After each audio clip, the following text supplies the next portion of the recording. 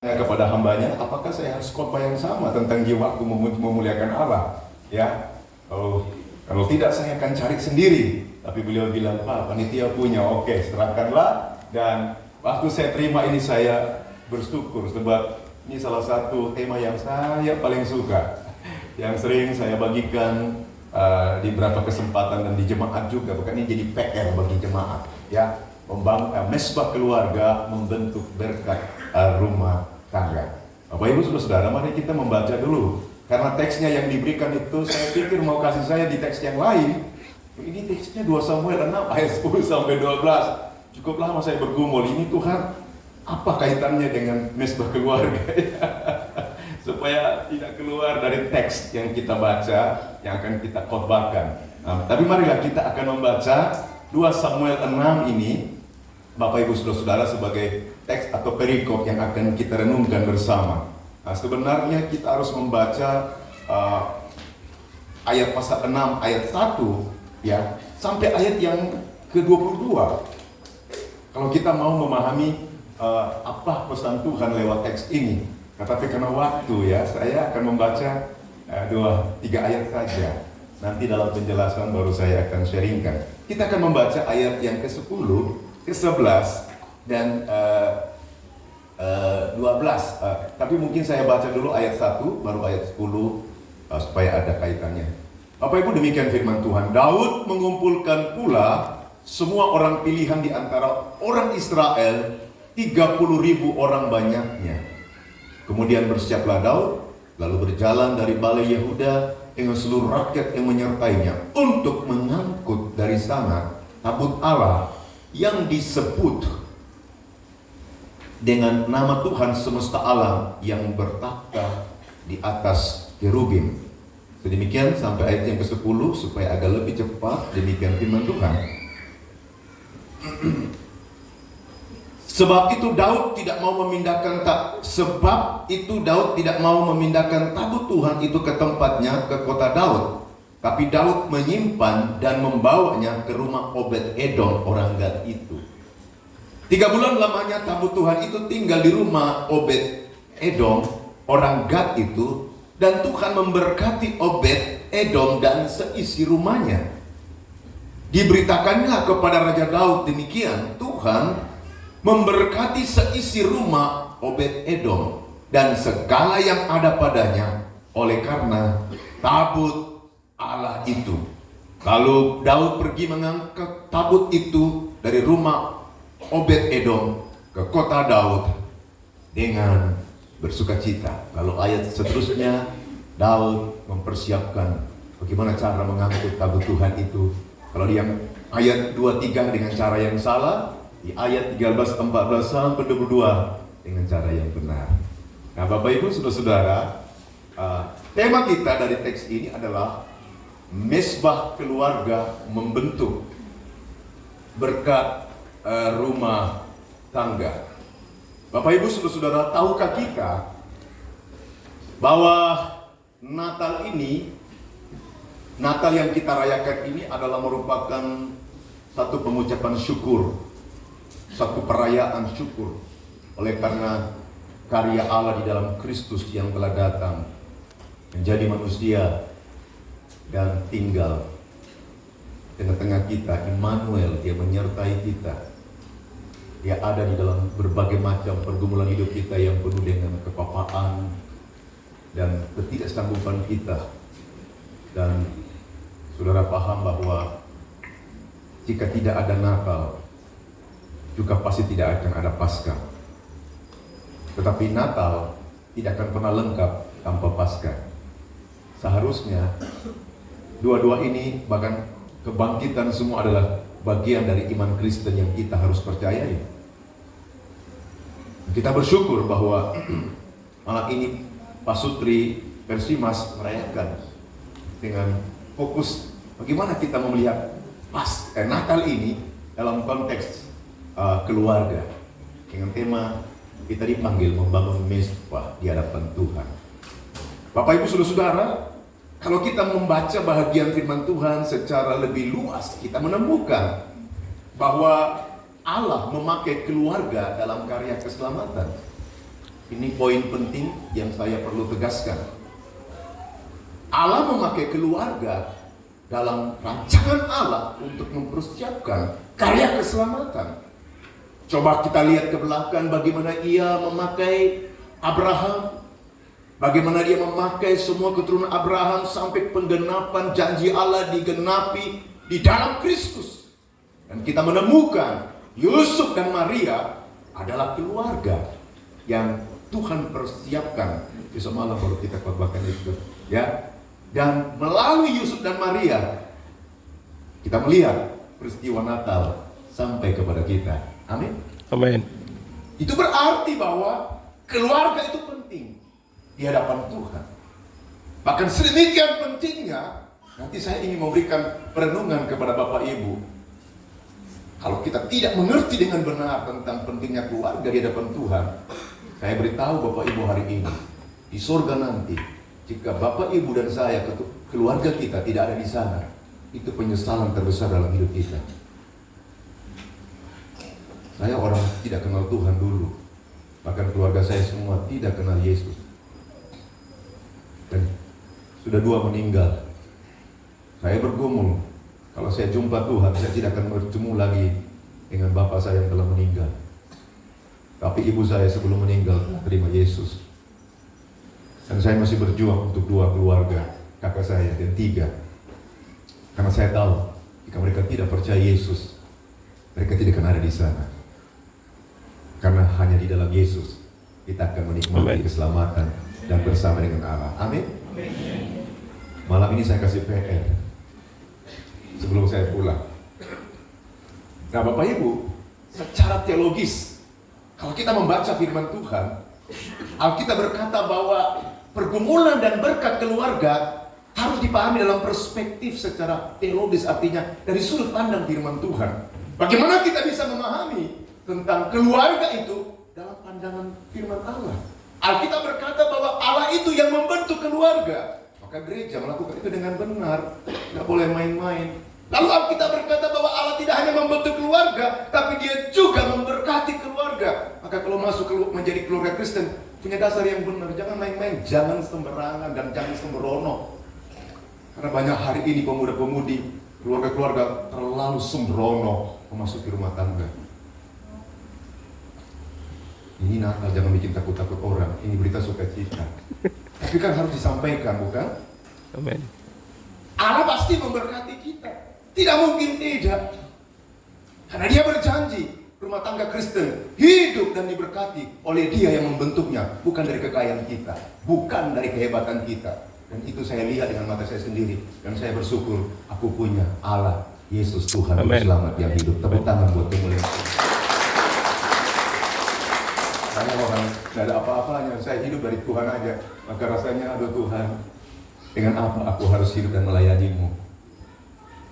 Saudaraku yang kekasih, kebanyakan keluarga Kristen hanya memahami bahwa kalau saya menjadi rumah tangga, saya diberkati, punya anak, punya rumah, punya semua, punya mobil, punya kekayaan, punya perusahaan dan seterusnya, dan saya diberkati.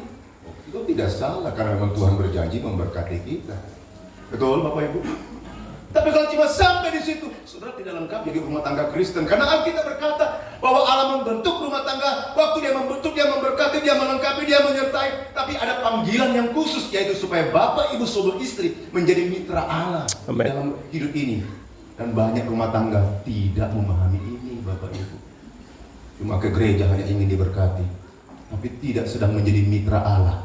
Karena Allah membentuk rumah tangga supaya rumah tangga menjadi pemberita keselamatan di bawah kolong langit ini. Amin.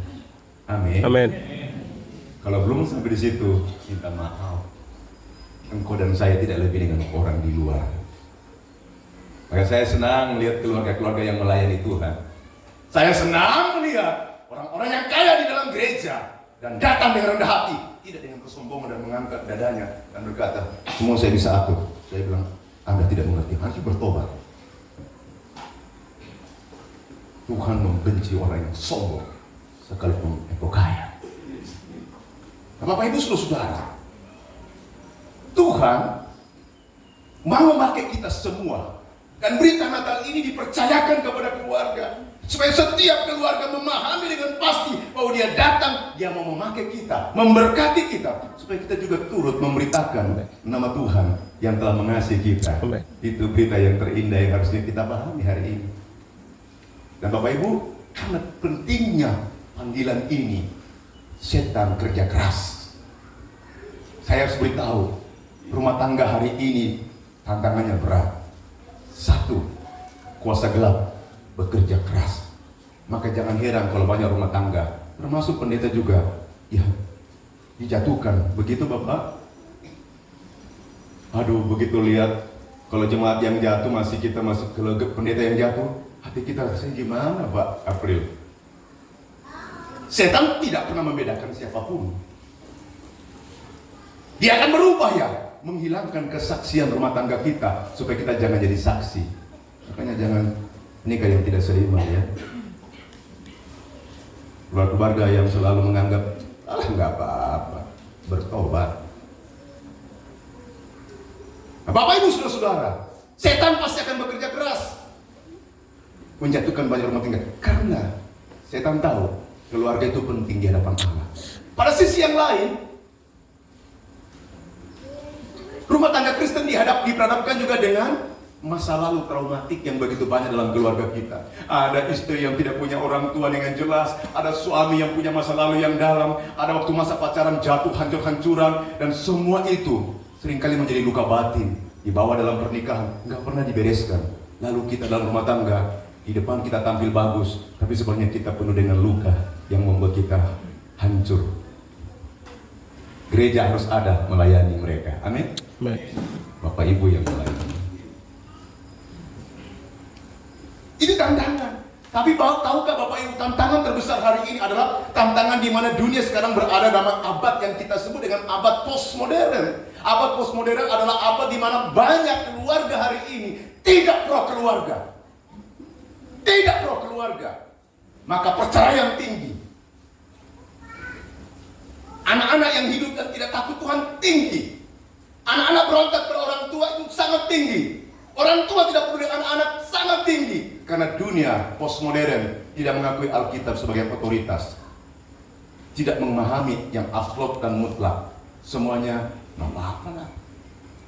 Nggak seiman juga nggak apa-apa lah. Buat dosa juga sedikit-dikit nggak apa-apa lah. Melayani sambil punya istri 3, 4, 5 nggak apa-apa lah. Karena dunia yang postmodern hari ini saudara mencoba untuk menghancurkan nilai-nilai iman Kristen dalam keluarga. Ini kalau perlu diseminarkan Ibu Pendeta. Seperti apa kehancuran yang sedang terjadi depan mata. Maka Bapak Ibu saudara-saudaraku yang kekasih, miris kalau kita melihat hari ini rumah tangga Kristen tantangannya banyak. Itu sebabnya gereja harus bangkit. Itu sebabnya setiap keluarga harus disadarkan. Supaya di tengah generasi ini, ketika Bapak Ibu saya lihat tadi, bapak-bapak berdiri, ibu-ibu berdiri, mungkin Bapak Ibu sudah kenal Tuhan, takut Tuhan, sudah dibimbing oleh Tuhan, puji Tuhan. Tapi saya mau tanya, yakinkah anak-anak ibu yang masih remaja pemuda akan mengikuti jejak ibu? Tantangannya berat. Maka saya sedang berkeliling menyampaikan ke beberapa gereja. Gereja-gereja, perhatikan anak muda. Kita nggak peduli anak muda, gereja nanti ini kosong Bapak Ibu. Saya bukan tidak percaya Tuhan, tapi kalau tidak memperhatikan generasi muda, generasi milenial, generasi Z, berapa puluh tahun ke depan, kita masuk surga. Gereja siapa yang isi? Maka keluarga-keluarga hari ini tantangannya tidak mudah. Pertanyaannya, bagaimana caranya kita menghadapi semua situasi ini? Salah satunya, bukan satu-satunya. Apa itu? Bangunlah mesbah keluarga. Amin. Amin. Bangunlah mesbah keluarga.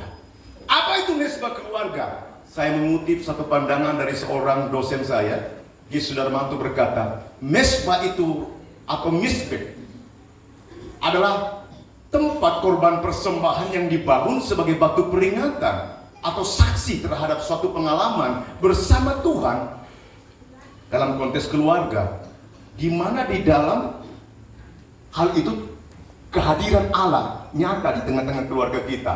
Sehingga melalui peristiwa itu, relasi kita dengan Tuhan, istri punya relasi dengan Tuhan, suami punya relasi dengan Tuhan, anak-anak punya relasi dengan Tuhan, makin hari makin dekat, makin chemistry, makin teguh, makin kuat, makin konsisten. Itulah rumah tangga dibangun di atas batu karang yang teguh. Amen. Bukan di atas batu pasir. Batu pasir, di atas pasir ya. Amin. Amin.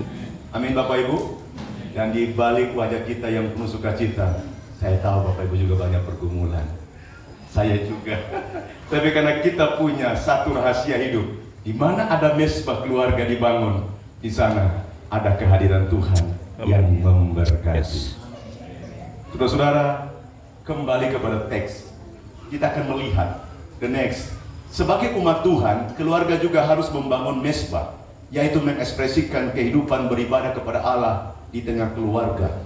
Saudara, kalau kita membaca dalam Yosua, ya, Yosua 24 ayat 15. Ketika Yosua sudah menikmati semua keberhasilan, tahukah Bapak Ibu apa yang dia tantang kepada umat Israel? Enggak banyak ya, cuma ada satu. Pilihlah pada hari ini kepada siapa kamu akan beribadah. Tapi sebelum dijawab, Yosua bilang apa? Aku dan seisi rumahku, kami akan beribadah kepada Allah. Amin. Saudara, membangun mesbah dalam keluarga artinya kita menempatkan Allah dalam ibadah kita secara khusus dalam rumah tangga kita. Karena ada banyak keluarga Kristen rajin di gereja, tapi dalam rumah tangga dia sedang tidak membangun mesbahnya dengan benar. Maka serangan-serangan terhadap keluarga kita begitu banyak, dan kita tidak punya benteng pertahanan. Tapi masih syukur karena kita ada di gereja, ada hamba Tuhan, ada yang mendoakan. Saya percaya seorang gembala yang benar, seorang hamba Tuhan yang benar, lututnya dipakai untuk mendoakan Bapak Ibu, nama Anda disebut. Maka saya selalu bilang sama jemaat, yuk jangan main-main, namamu disebut. Loh, saudaraku yang kekasih, pertanyaannya adalah, mari kita lihat. Kita harus membangun mesbah keluarga dalam rumah tangga kita sebagaimana Raja Daud merindukan kehadiran Allah atau tabut perjanjian. Nah, sekarang saya ingin menjelaskan apa alasan kita harus membangun mesbah keluarga itu, atau kehidupan keluarga yang beribadah yang sungguh-sungguh, bukan cuma di gereja, di dalam persekutuan kita dalam komunitas yang lebih besar, tapi masuk dalam gereja yang mini, yaitu rumah tangga, di mana ada suami, istri, anak-anak. Disitulah kita membangun mesbah keluarga, karena di mana ada keluarga yang kuat, di sana pasti ada gereja yang kuat. Amen. Tepuk tangan buat kemuliaan.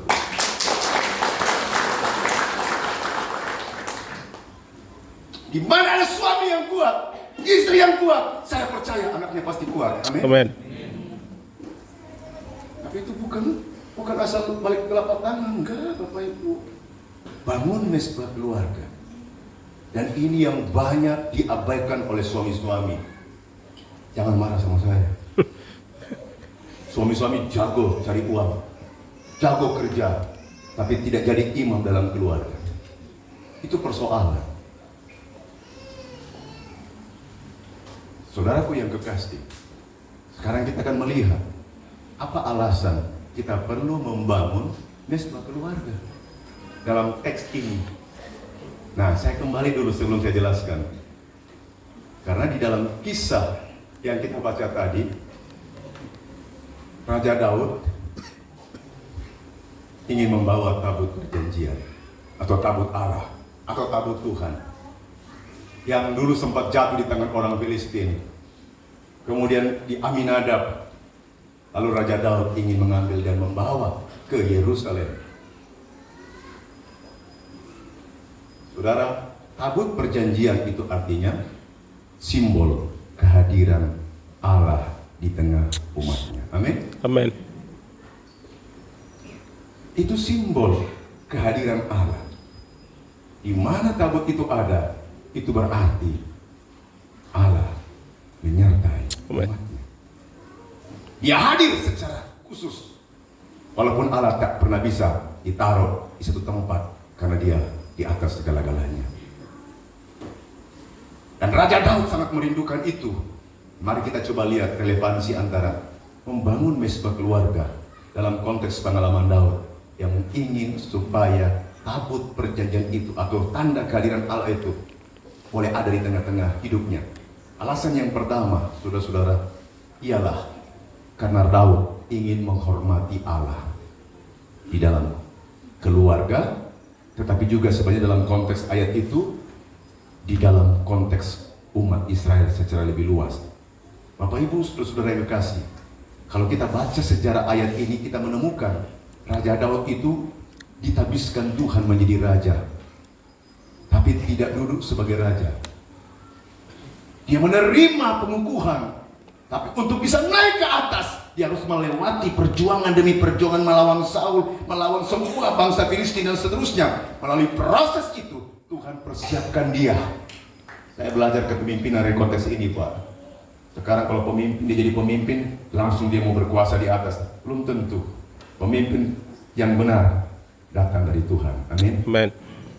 Dia diakui, tidak diakui, dia berproses dengan Tuhan. Dan waktu Tuhan menopang dia, dan sampai pada puncak Allah berkata, engkau akan jadi raja menggantikan Saul. Dia sudah sampai pada satu taraf kehidupan yang sangat luar biasa. Itu waktu Tuhan. Keluarganya dipulihkan setelah dia kita tahu bahwa Daud juga akan mengalami banyak problem, tetapi yang terpenting pemerintahannya diteguhkan oleh Tuhan. Dan Daud melihat itu semua, tapi dia melihat tabut perjanjian kok tidak ada di situ. Ada di rumah Aminadab. Maka dia berjuang, ambil dari tempat itu dan bawa. Kenapa? Karena Daud ingin menjadikan Yerusalem yang dia rebut, yang dibangun menjadi pusat pemerintahan, tapi juga menjadi pusat keagamaan dan pusat ibadah umat Israel.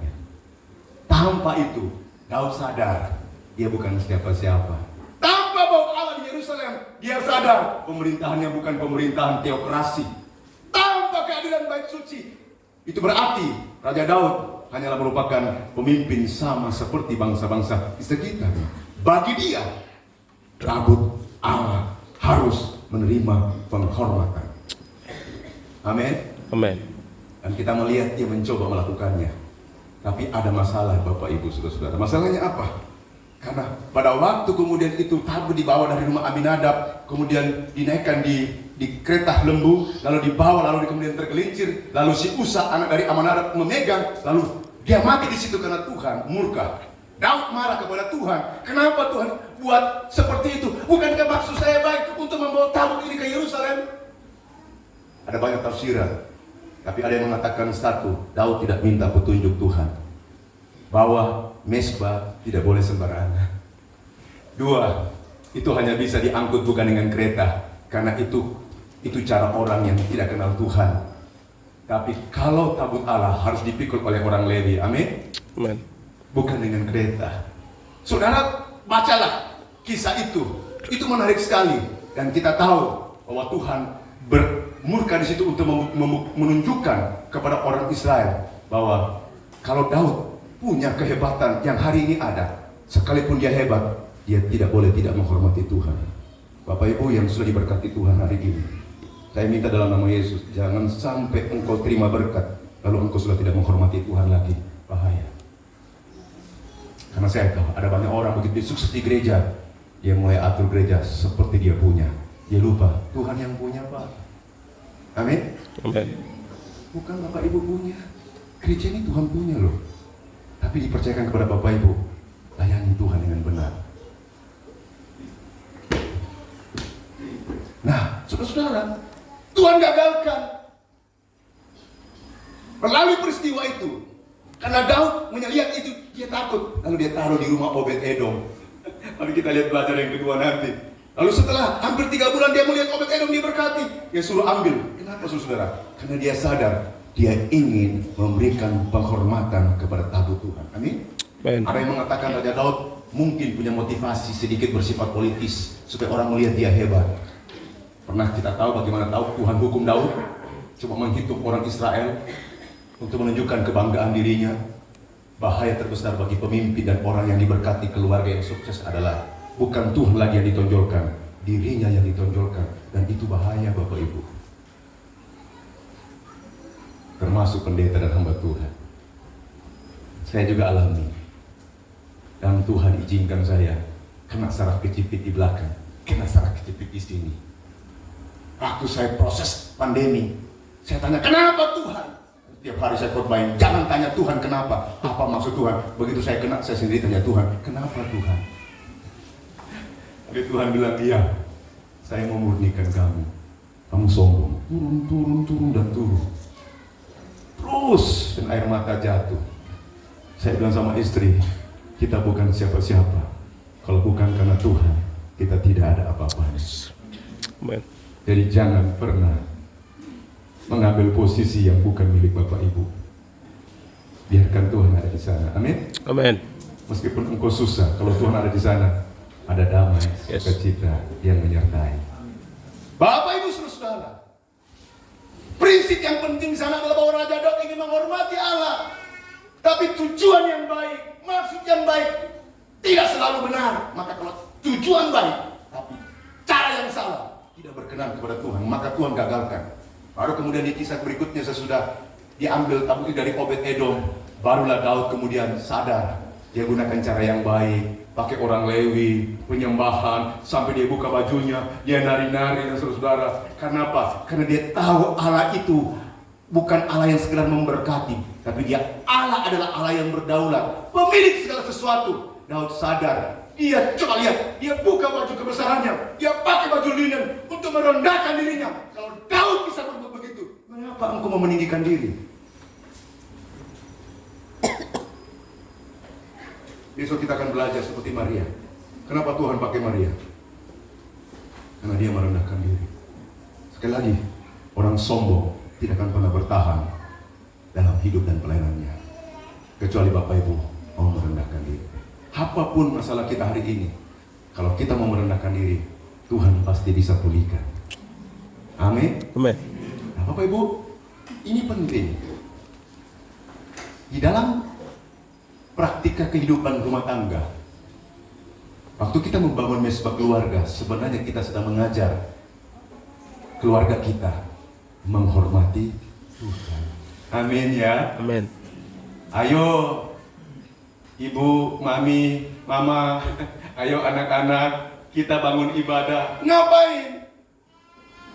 Kan gereja sudah, perkarya sudah, perkawan sudah, pemuda sudah, ngapain di keluarga? Beda saudara-saudara. Esensinya tetap sama, cari Tuhan, meninggikan bahwa Allah hadir di tengah keluarga kita. Tetapi waktu kita membangun keluarga, kita sedang berbicara kepada istri anak kita, keluarga kita, tentang Allah itu adalah Allah yang harus dihormati, karena Dia yang telah memberkati rumah tangga kita. Amin. Amin.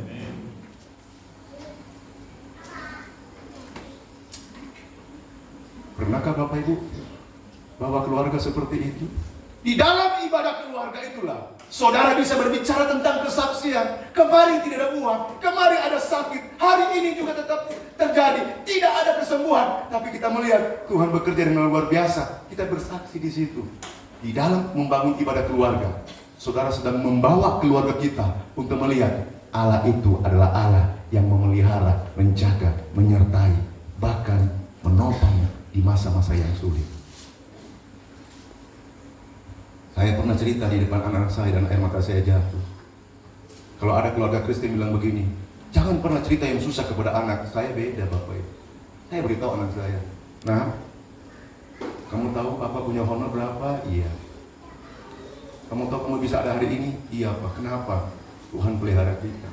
Tiap kali ada mujizat saya cerita. Waktu mau masuk kuliah, saudara, banyak orang berjanji, Tuhan tidak. Saya bawa dia butuh uang hampir puluhan juta.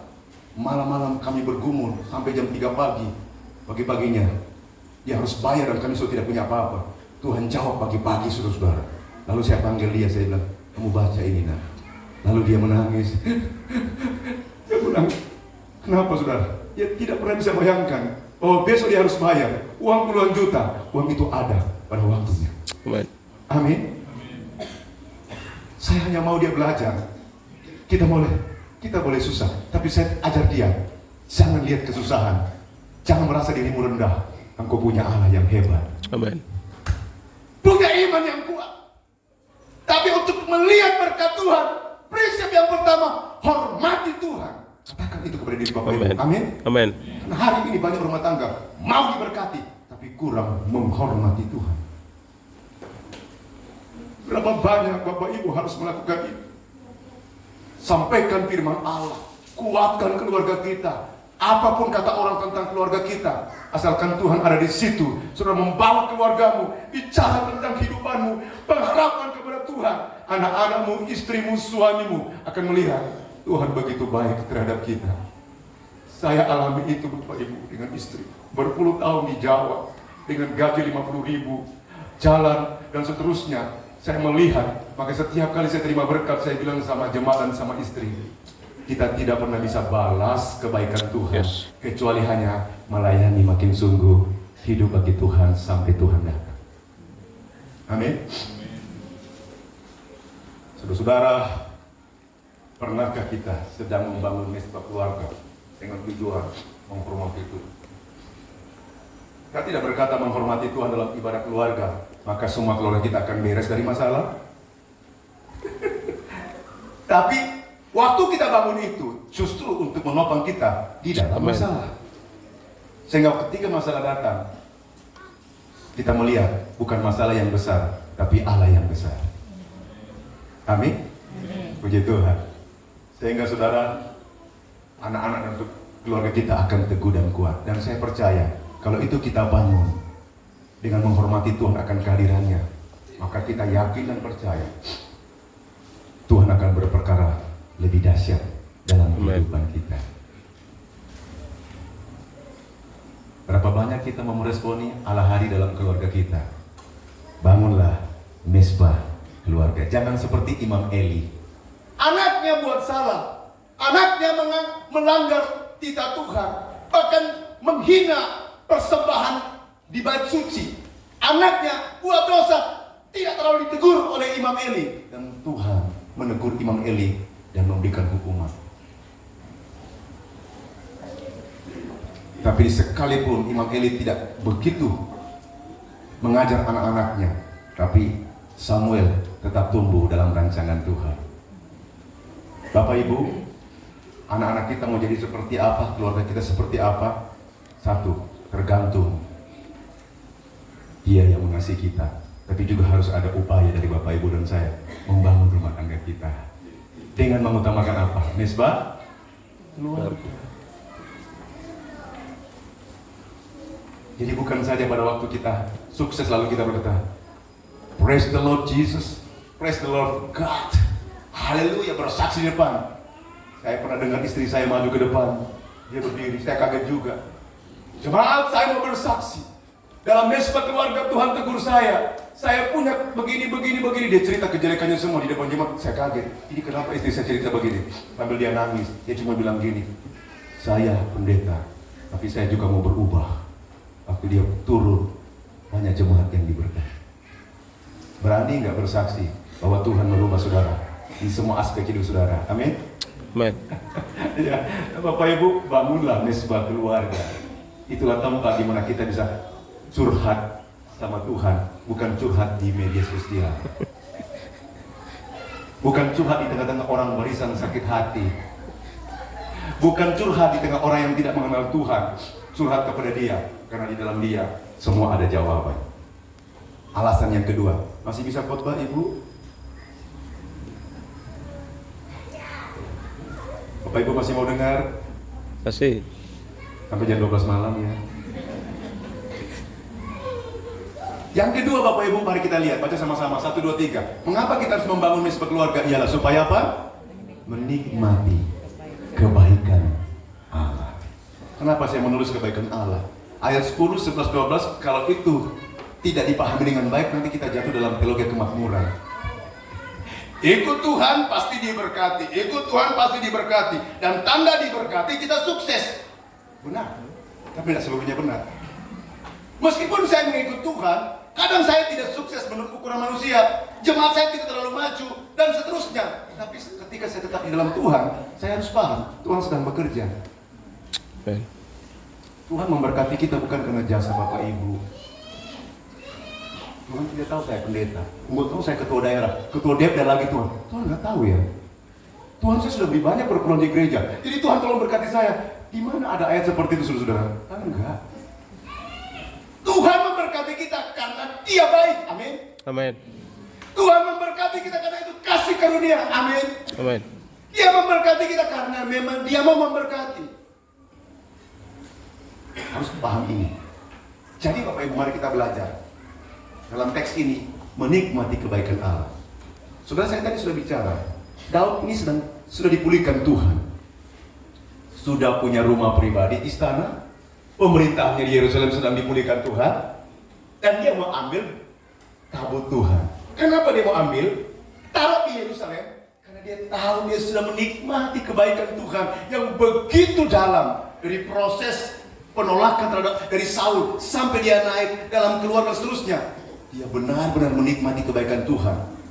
Dan dia tahu, setelah dia lihat peristiwa, dia salah mengambil tabut Tuhan, lalu dia lihat kembali Obed-Edom ditinggal, bahwa tabut itu tinggal di rumah Obed-Edom selama 3 bulan. Dia melihat Obed-Edom kok semakin diberkati.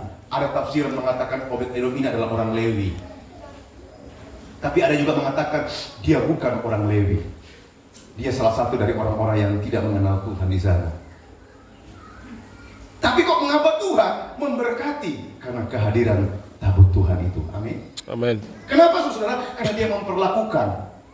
Apakah dia bukan orang Lewi? Apakah dia orang yang bukan bagian bangsa Israel? Apakah dia orang Lewi? Tapi dia memperlakukan tabut itu dengan baik. Itu artinya dia memberikan pengakuan terhadap kehadiran tabut Allah di dalam rumah tangganya. Maka kemudian apa yang terjadi? Tuhan memberkati.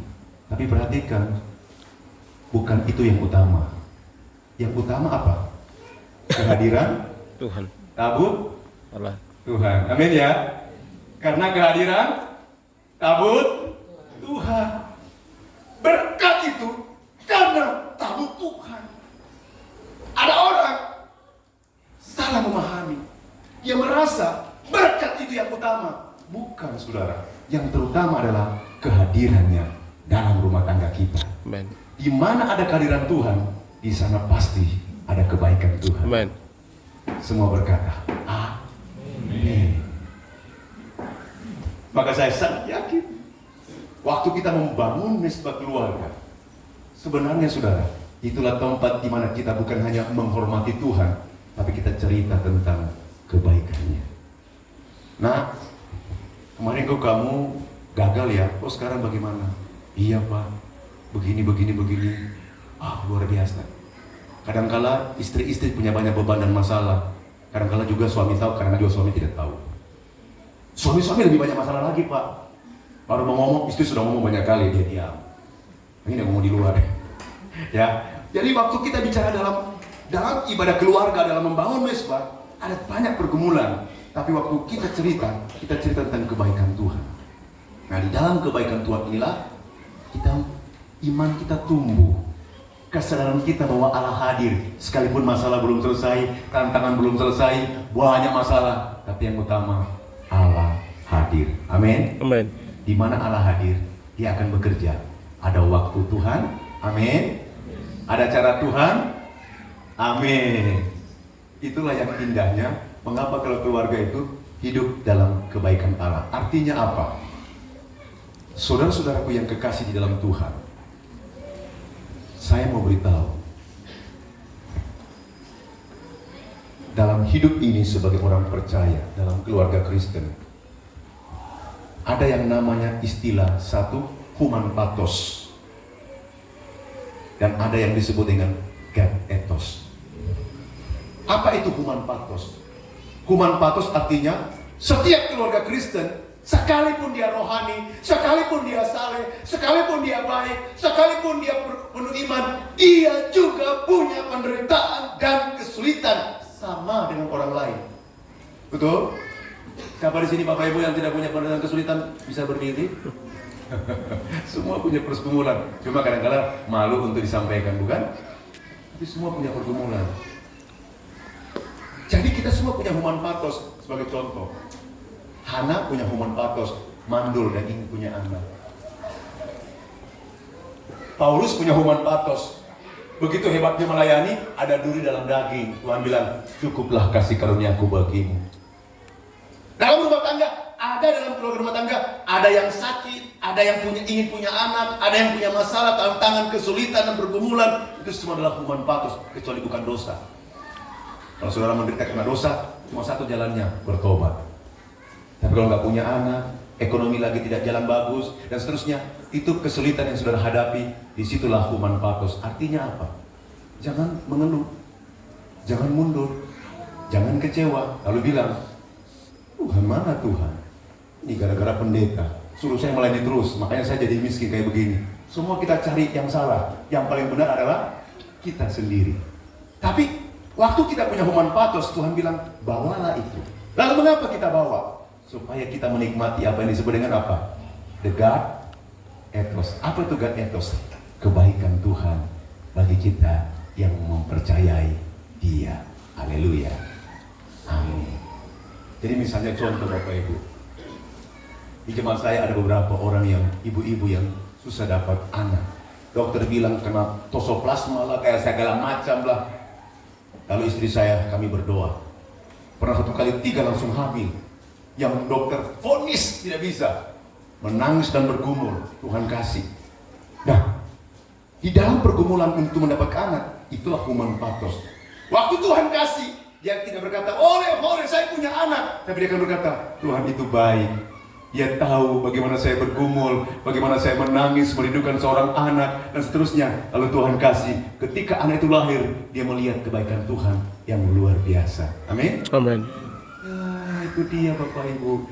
Bayangkan Bapak Ibu misalnya lagi sedang susah dalam keadaan rumah tangga yang tidak ada pekerjaan. Saya pernah menghadapi di masa tahun 97 di Jawa Timur, krismon yang begitu parah, termasuk kami semua. Bergumul untuk Tuhan pulihkan rumah tangga, pulihkan ekonomi. Tapi saya bilang tetap setia kepada Tuhan. Bangun persekutuan rumah tangga saudara. Dan satu persatu berdiri dan berkata, Pak, Tuhan pulihkan ekonomi saya. Amin. Pak, Tuhan pulihkan rumah tangga saya. Amin. Kenapa saudara? Mereka melihat kebaikan Tuhan. Tapi saya mau beritahu Bapak Ibu, di mana ada kebaikan Tuhan, selalu ada koreksi Tuhan. Itu bedanya. Daud dikoreksi Tuhan, dan koreksi Tuhan menandakan kita siap apa tidak. Maka banyak orang mau diberkati, banyak orang mau sukses, banyak orang mau dipakai Tuhan, tapi tidak mau dikoreksi. Nggak bisa Bapak Ibu. Maka menjadi rumah tangga Kristen harus siap dikoreksi Tuhan. Waktu kita membangun mesbah keluarga, itulah waktu di mana kita koreksi satu sama lain. Saudara saya di Malang merintis dari bawah, 29 tahun. Pokoknya kita all out, kerja serabutan, cari jiwa iya, bangun gereja iya, segala macam. Lalu ada seorang misi datang kepada saya. Dia bilang, Pak Pendeta, ini uang. 3 bulan sekali Bapak pergi keluar bawa istri, berdoa. Saya yang kasih. Setelah dia ke Amerika, saya teruskan. Tiap 4-5 bulan, karena tunggu berkat kami Ibu Pendeta dan semua, saya jalan. Waktu kami ketemu, doa di Sarfat Pak, I3 punya. Tiap kali saya berdoa dengan istri saya dan saya bertengkar karena banyak pergumulan. Tapi lama-lama kami sadar. Waktu kami duduk bersama, cerita kebaikan Tuhan, hati kita dikuatkan. Kembali melayani, disegarkan. Tuhan koreksi kita. Bapak Ibu, rumah tangga yang dikoreksi Tuhan adalah peluang untuk berkat Tuhan mengalir dalam rumah tangga kita. Amin. Maka Bapak Ibu, bangunlah mesbah, karena itulah tempat di mana Bapak Ibu dan saya menikmati kebaikan Tuhan. Aplikasinya, jadikanlah yang terutama adalah kehadirannya, baru berkatnya. Memuliakan Allah adalah panggilan kita dalam keluarga, dan berkat tidak usah dikejar, karena itu adalah kasih karunia. Bapak Ibu, saya mau kita merefleksikan firman Tuhan yang kita tutup. Refleksi yang pertama, tolong Bapak yang di belakang, Pak Ibu ya. Pertama, apakah kita telah menjadikan Yesus Juru Selamat kita menjadi pusat kehidupan keluarga kita? Kedua, apakah keluarga kita sungguh-sungguh telah menghormati Allah melalui kesetiaan beribadah dan melayani Tuhan? Saya aminkan semua keluarga di sini beribadah dengan setia, melayani Tuhan.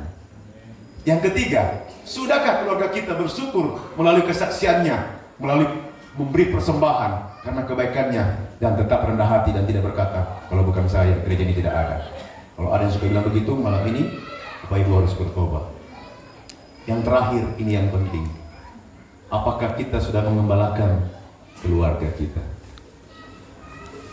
Keluarga yang mengembalakan keluarganya dengan baik, Tuhan pakai mengembalakan keluarga-keluarga yang lain. Pendeta mengembalakan jemaat, tapi pendeta juga harus mengembalakan keluarganya.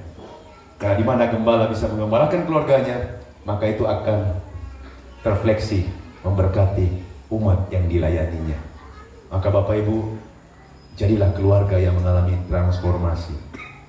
Jadi juga keluarga yang mengalami transfigurasi, berubah, dan melihat Tuhan. Bangunlah mesbah keluarga Bapak Ibu. Jangan tunda-tunda, karena itulah kekuatan kita. Mari kita berdoa. Tuhan, terima kasih atas firman-Mu. Firman-Mu sempurna, tetapi hamba tidak sempurna untuk menyampaikannya. Tapi kami percaya karena kami telah diurapi oleh Roh Kudus. Roh Kudus tinggal di dalam diri kami, dan Roh Kudus akan mengiluminasikan semua firman Allah yang telah diinspirasikan Tuhan kepada kami melalui firman Alkitab yang kami baca. Kami mau rindu tahun 2024. Tidak ada yang lebih utama, tidak ada yang lebih penting. Bukan berarti yang lain, tapi yang paling utama adalah setiap keluarga akan mulai membawa keluarga menghormati Tuhan, menikmati kebaikan Tuhan. Itu berarti membaca firman, memberi waktu untuk beribadah kepadamu, supaya jemaat ini tumbuh menjadi keluarga yang kuat dan akan memberkati keluarga-keluarga lain, memberkati gereja-gereja lain. Bahkan hamba berdoa supaya keluarga-keluarga di tempat ini akan menjadi keluarga yang tidak eksklusif, tidak berpusat pada diri sendiri, tapi melihat jiwa-jiwa yang terhilang di luar. Terima kasih Tuhan, kami berdoa, mohon kiranya firman ini jadi berkat bagi kami sampai selama-lamanya. Semua berkata, amin. Tuhan memberkati. Shalom.